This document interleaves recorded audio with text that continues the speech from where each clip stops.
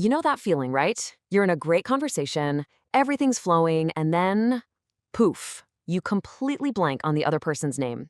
Well, in this explainer, we're going to take that exact moment and use it to unlock a whole bunch of amazing everyday English phrases that'll have you sounding more natural and confident in no time. Let's get into it. Oh man, that is just so relatable. We have all been there. That sinking feeling when a name just completely disappears from your brain. But believe it or not, this one sentence, it's going to be our key to understanding so much about real, everyday English. It's a feeling that literally everyone on the planet has experienced. And you know what the good news is? The conversation that happens around that awkward moment is an absolute goldmine of useful, natural-sounding English. So that's what we're going to do. We're going to break down one short, simple conversation piece by piece.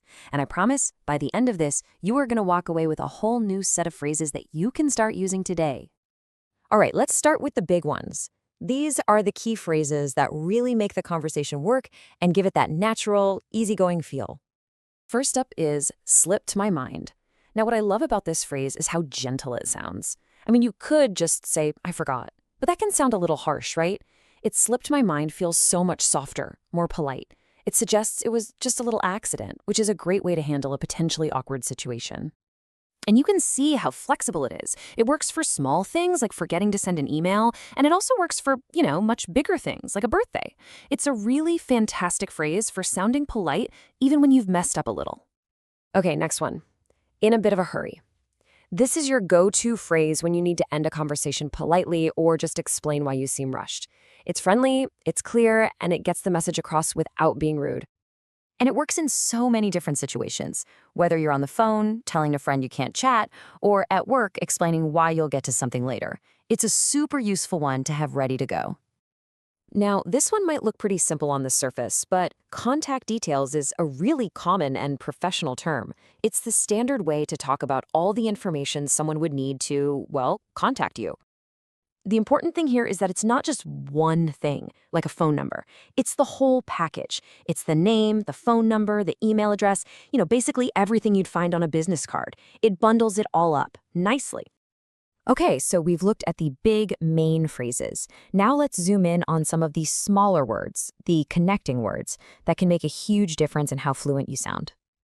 I really like this comparison because this is something that can be tricky.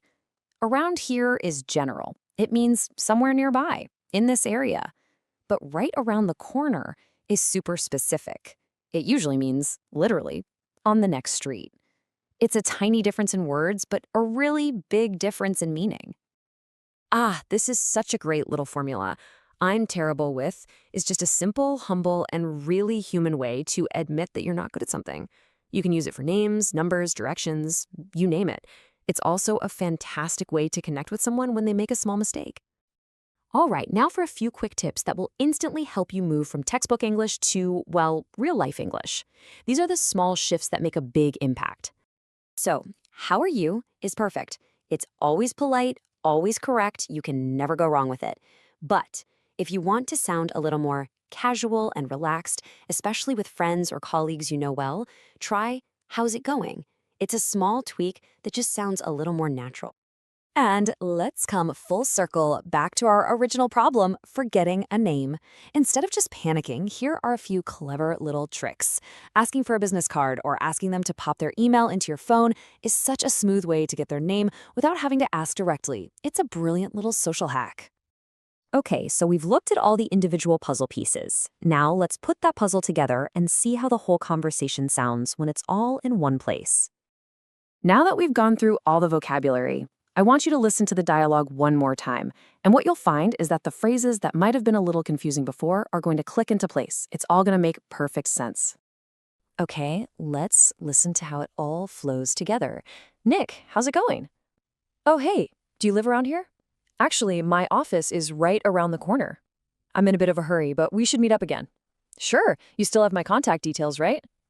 This is embarrassing, but your name has slipped my mind. Don't worry about it. I'm terrible with names too. See that? It just flows.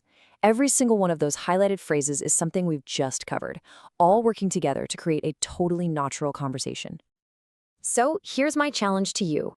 Which one of these phrases are you going to try and use in a real conversation this week? Because actually using them is the absolute best way to make them stick. Give it a try. Thanks so much for joining me for this explainer.